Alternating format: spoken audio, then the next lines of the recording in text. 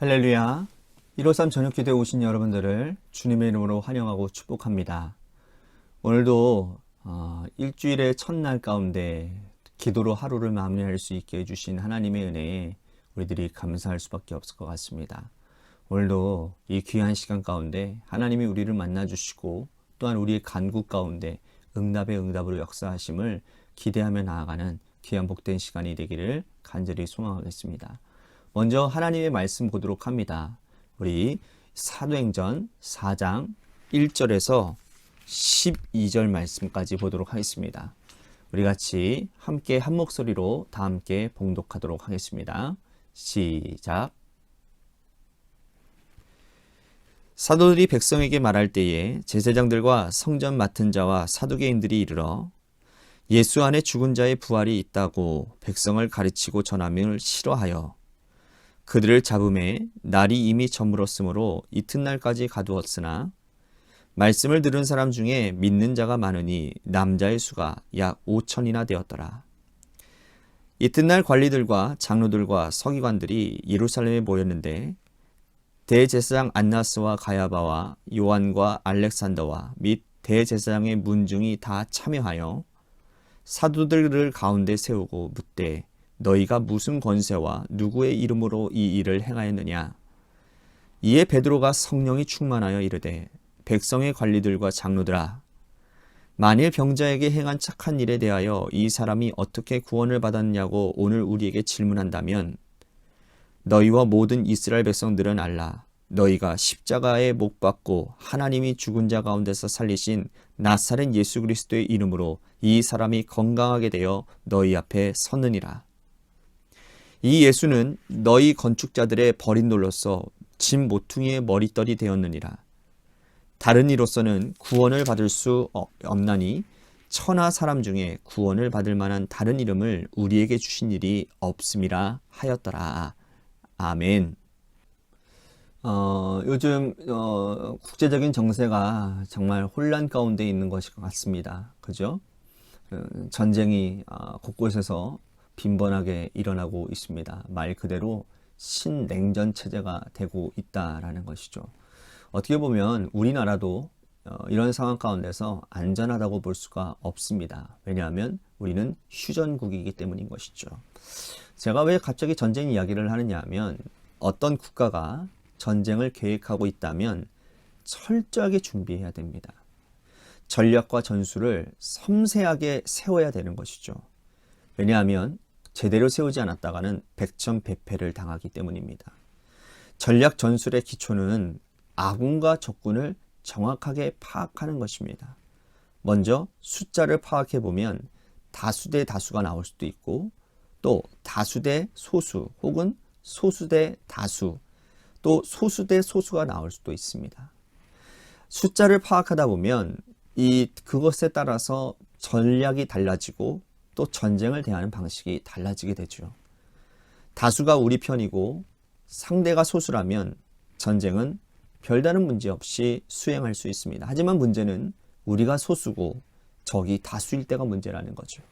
이럴 때에는 정면 돌파할 수밖에 없습니다. 정면 돌파는 사실 자살 행위나 다름없기 때문이라는 겁니다. 그래서 다른 전략을 세웁니다.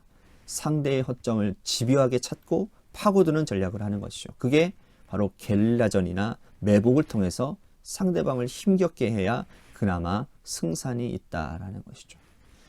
자, 오늘 본문에서 베드로를 필두로 하는 초대교회 성도들은 정면 돌파를 하고 있습니다. 초대교회 지도자들은 이미 정치적으로 낙인이 찍힌 사람들이죠. 예수의 십자가형은 정치형이었으니까 말입니다. 예수님께서 내가 유대인의 왕이다 라고 하신 이 한마디 때문에 빌라도는 예수님을 십자가에 내어 주었고 예수라고 하는 그 이름은 그때부터가 금지어가 되었습니다. 금기어가 되었어요. 그런데 십자가에 달린 예수를 따르는 무리가 예루살렘 교회를 세웠습니다.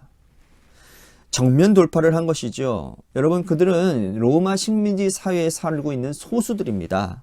하지만 이 소수가 살아남는 일반적인 방법을 택하지 않고 정면 돌파를 선택했다는 것이 참으로 놀랍지 않을 수 없습니다. 오늘 말씀해 보면 사도들이 투옥을 당했어요. 이들이 투옥된 이유는 예수님의 부활을 전했다는 이유 하나입니다. 예수의 이름이 유대 사회에서 금기였음에도 불구하고 이들은 집요하게 예수를 증거했다라는 거죠. 그것도 예수 그리스도가 부활했다라는 사실을 그들은 본 그대로, 경험한 그대로 증거했는 것일 뿐인데, 로마 당국과 이 유대 지도자들과 이 사람들은 부활을 전하지 말라라고 베드로를 비롯한 사도들에게 말을 했지만 이들이 그것을 어김으로 인해서 투옥당한 것이지요. 사도들을 신문하기 위해서 온 사람들은 예수를 죽인 장본인들이었습니다. 자, 그런데 오늘 말씀해 보니까 아주 유명한 이름들이 많이 등장을 합니다. 예수님을 죽음으로 몰아가게 했던 대제사장들의 이름들, 그렇죠? 여러 유명한 사람들의 이름이 나오는데, 이들은 예수님을 죽일 음모를 꾀했고 또 예수님을 십자가를 못 박는데 성공했던 사람들입니다. 이 사람들이 사도들을 가운데다 세우고 신문을 하는 거예요. 너희들이 무슨 권능으로 이런 일들을 하느냐라고 말을 합니다. 그들이 말하는 이 일은 두 가지입니다. 첫 번째는 부활하신 예수를 전하는 일이고, 두 번째는 성전 미문에서 구걸한 거린을 고쳐준 일이라는 거예요. 자, 이렇게 물었을 때에 만약 사도들이 예수께서 주신 능력으로 행한다 하면 가만두지 않으려고 이런 질문을 한 것이죠. 이 사람들은 예수님 당시나 사도들을 대할 때나 사악하기 그지없기 때문입니다. 예수님에게 질문할 때도 덫을 치고 그 질문에는 의도가 숨겨져 있었다라는 거예요. 이들이 변함없이 사도들에게도 비슷한 유형의 질문을 던지는 것이죠. 사도들은 그 질문에 이렇게 대답을 하는데요. 자, 8절에서 10절 말씀 보십시오. 이에 베드로가 성령 충만하여 이르되 백성의 관리들과 장로들아, 만일 병자에게 행한 착한 일에 대하여 이 사람이 어떻게 구원을 받았느냐고 오늘 우리에게 질문한다면 너희와 모든 이스라엘 백성들은 알라.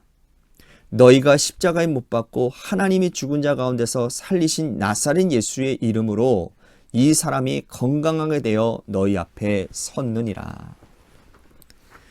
이렇게 말하면 이들은 다시 투옥되어져서 영원히 세상 구경하지 못할 것이 분명함에도 불구하고 지금 베드로가 담대하게 증거하고 있어요. 자, 베드로가 사실을 말했기 때문에 그들은 사도들을 제어할 방법이 없습니다. 유대 종교 지도자들이 알고 있었던 베드로는 비겁하고 무서움을 많이 타는 사람이었거든요. 베드로는 예수님이 체포하시던 그날 밤에 3번이나 부인하고 도망가지 않았습니까? 그들이 사도들을 위협하면 도망갈 줄 알고, 그리고 신문했건만 오히려 베드로는 정면 돌파를 선택해요. 당황한 쪽은 누구일까요? 종교 지도자들이었어요. 그들은 모여서 회의한 후에 다시는 예수의 이름으로 이러한 일들을 하지 말라라고 한 후에 쫓아내었습니다.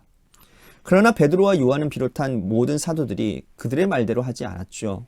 그죠? 우리들이 읽지 않았지만 20절과 21절 말씀에 보면 이들이 보고 들은 것을 말하지 않을 수가 없다라고 했어요. 그러니 관리들이 이 백성들 때문에 그들을 어떻게 처리할 방법을 찾지 못하는 거예요. 다시 위협하여 놓아주었는데 이 모든 사람들이 그된 일을 보고 하나님께 영광을 돌리게 되었다라는 겁니다. 결국은 사도들을 삭방할 수밖에 없는 거예요. 사도들이 정면 돌파를 할 수 있었던 이유는 두 가지입니다. 첫 번째는 성령 충만이에요. 똑같은 베드로가 어떻게 이렇게 달라질 수가 있습니까? 성령 때문입니다. 성령께서 그들과 함께 하셨기 때문에 베드로도 요한도 담대하게 말씀을 전할 수 있었고 죽을 것도 두려워하지 않았다라는 거예요. 이들은 주님 말씀대로 예루살렘을 떠나지 않고 아버지께서 약속하신 성령을 기다리며 기도했습니다. 기도하면서 주인이 바뀌어졌고, 기도하면서 자아가 꺾여졌고, 성령께서 임하실 수 있는 환경을 만들었다라는 거예요. 오늘 우리가 이 악한 세상을 이길 수 있는 비결은 성령 충만밖에 없습니다. 세상에서 예수 믿는 사람으로 산다라는 것은 소수인이 된다라는 뜻이거든요. 직장에는 예수 믿는 사람보다 믿지 않는 사람들이 훨씬 많습니다. 자녀들이 다니는 학교에도요, 교회를 다니지 않는 아이들이 훨씬 많아요. 그러므로 소수자로 다수를 이길 수 있는 힘은 성령 충만밖에 없는 거예요. 기도하여 하나님께서 주시는 성령의 능력을 안고 세상을 향하여 정면 돌파해야 되는 것입니다. 자, 또 한 가지 이들이 정면 돌파할 수 있었던 비결은 뭐냐면 주변 사람들 때문이었다라는 거예요. 믿지 않는 예루살렘 시민들이 이 재판을 지켜보고 있었어요.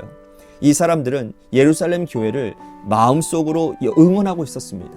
예루살렘 교회 성도들이 예수 믿는 사람으로 잘 살았기 때문에 가능한 일이었다라는 거예요.